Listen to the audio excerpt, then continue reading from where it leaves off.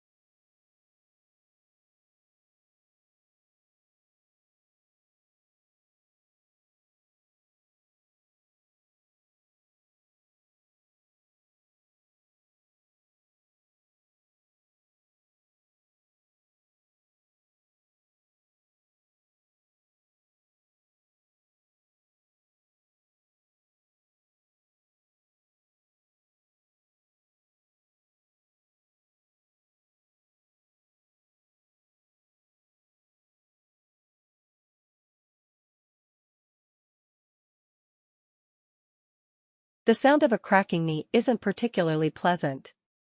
But it gets worse when you listen up close. Knee cracking recording, it does for most people. But for me, it actually just makes me excited.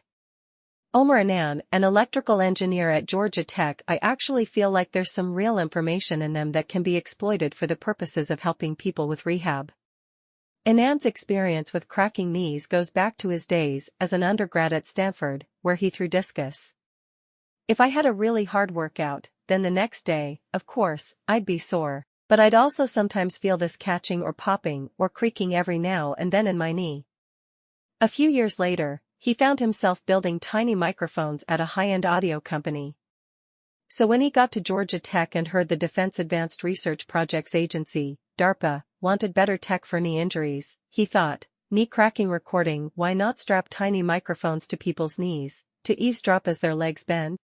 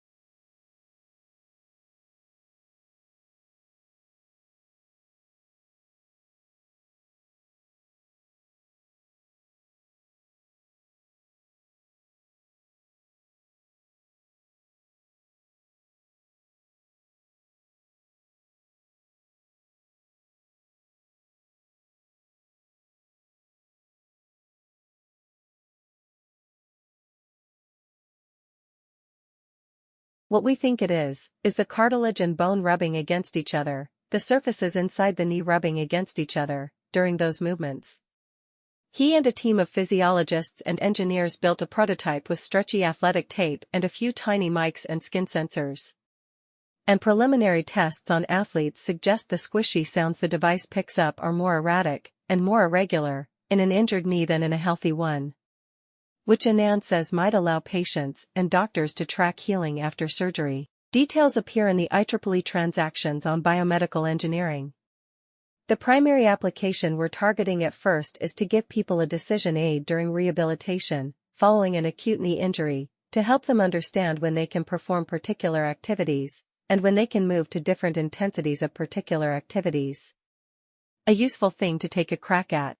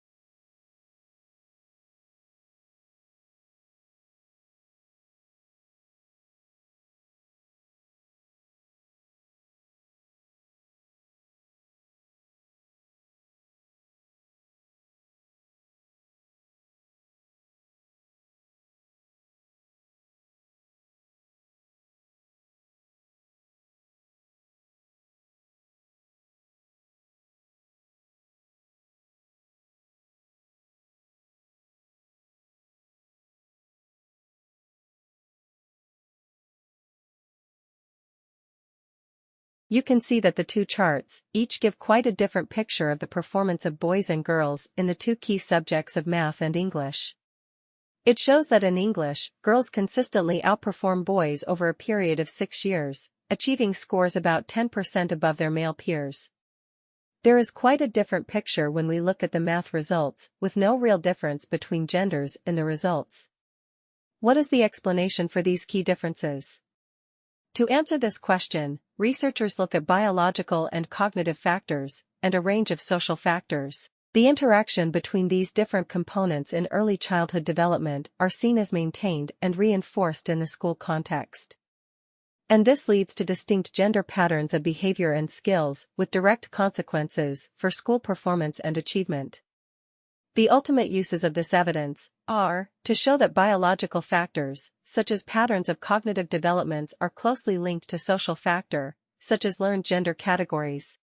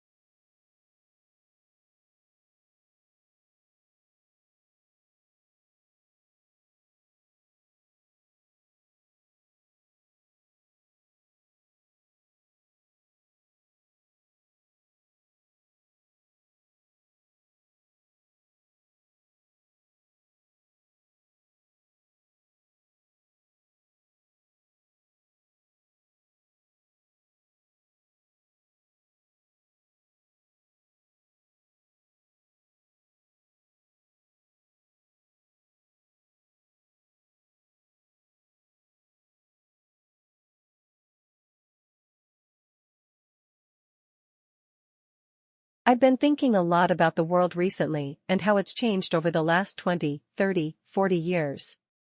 20 or 30 years ago, if a chicken caught a cold and sneezed and died in a remote village in East Asia, it would have been a tragedy for the chicken and its closest relatives, but I don't think there was much possibility of us fearing a global pandemic and the deaths of millions. 20 or 30 years ago, if a bank in North America lent too much money to some people who couldn't afford to pay it back and the bank went bust, that was bad for the lender and bad for the borrower, but we didn't imagine it would bring the global economic system to its knees for nearly a decade. This is globalization. This is the miracle that has enabled us to transship our bodies and our minds and our words and our pictures and our ideas and our teaching and our learning around the planet ever faster and ever cheaper. It's brought a lot of bad stuff, like the stuff that I just described, but it's also brought a lot of good stuff.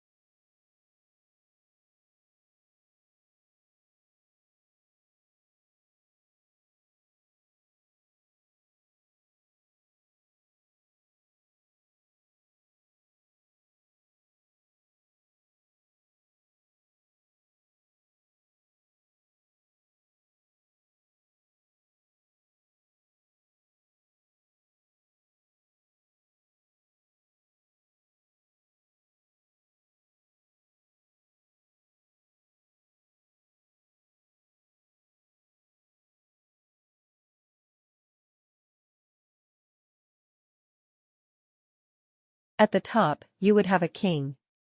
Now the king would rule over a kingdom. Now, this is not so easy to govern, especially during the Middle Ages. And the king might owe many people, things, especially people who helped the king come to power, helped him depose the previous king or to conquer this land. And so in exchange for that and to help govern, he might grant land or feasts to other people. And the key currency in the Middle Ages under the feudal system, island and land in exchange for loyalty and service. So this whole thing is a kingdom. Now right over here, this is a duchy. And a duchy will be controlled by a duke. I guess I didn't call it duchy, because that just doesn't sound as serious. So the king might grant a duchy to a duke, and in exchange, the duke would provide loyalty, pledged their fealty. If the kingdom is threatened, the duke will fight alongside.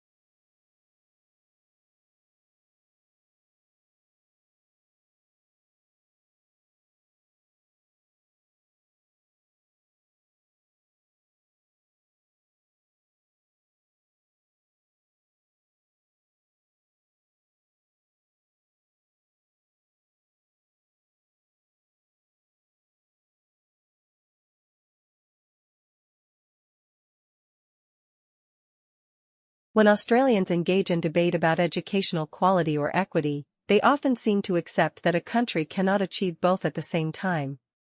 Curriculum reforms intended to improve equity often fail to do so because they increase breadth or differentiation in offerings in a way that increases differences in quality. Further, these differences in quality often reflect differences in students' social backgrounds because the new offerings are typically taken up by relatively disadvantaged students who are not served well them. Evidence from New South Wales will be used to illustrate this point. The need to improve the quality of education is well accepted across OECD and other countries as they seek to strengthen their human capital to underpin their modern, knowledge economies.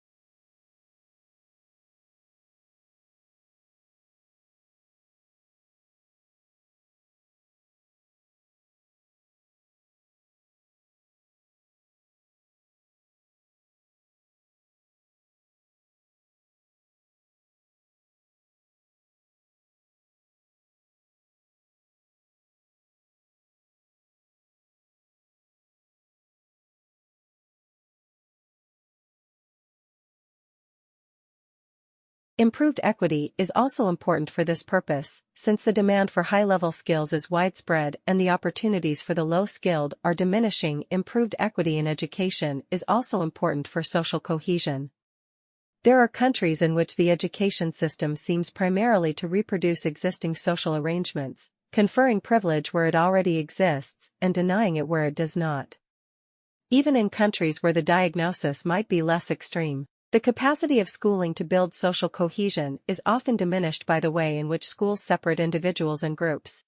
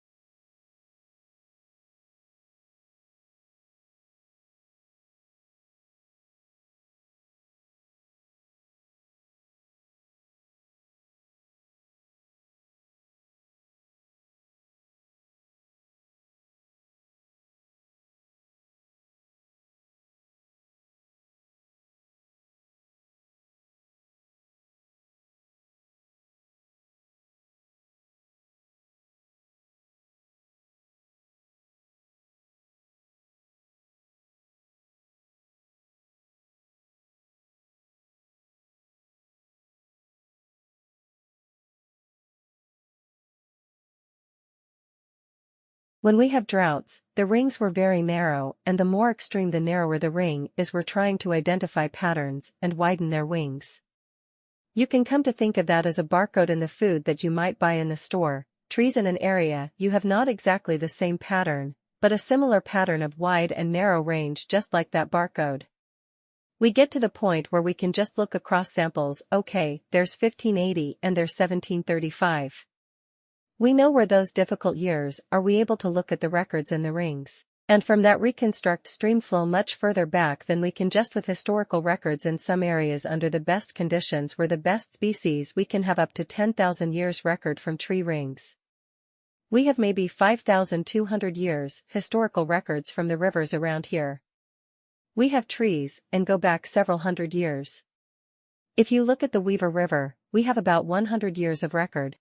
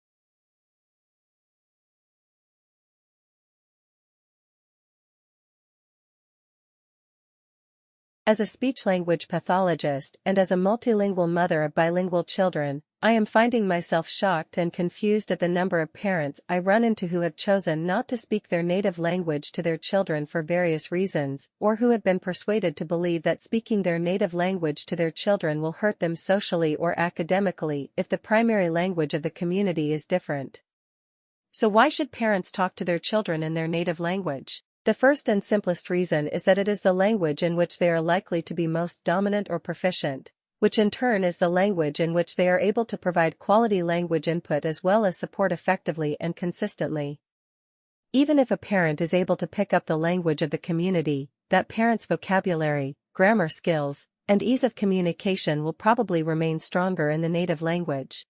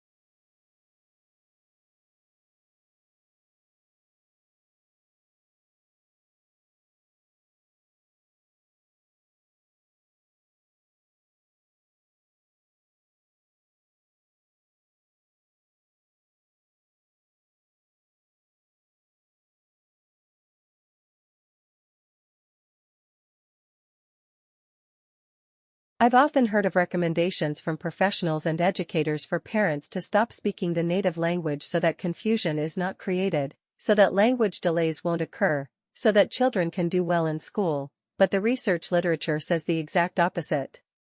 The other occurrence that appears to be more prevalent is for the native language to be spoken from birth to preschool with a sudden shift to the community language once the child enters early intervention programs or school.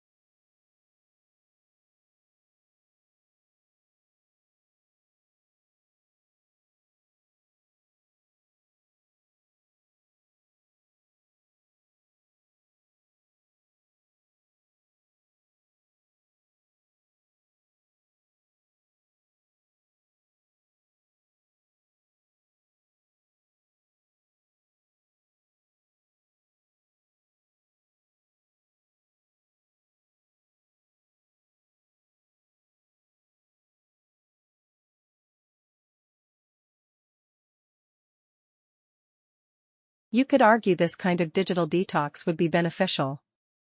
We'd take our eyes off our screens, then strike up real-life conversations with each other. We've discovered that our smartphones can actually make phone calls. We bring back fax machines. And start making notes by hand. Well, maybe not fax machines, and hey, we'd still have TV to entertain us. The world would not fall apart. In fact, with almost 4 billion people having no access to the internet worldwide, half of humanity wouldn't notice a difference in the short term.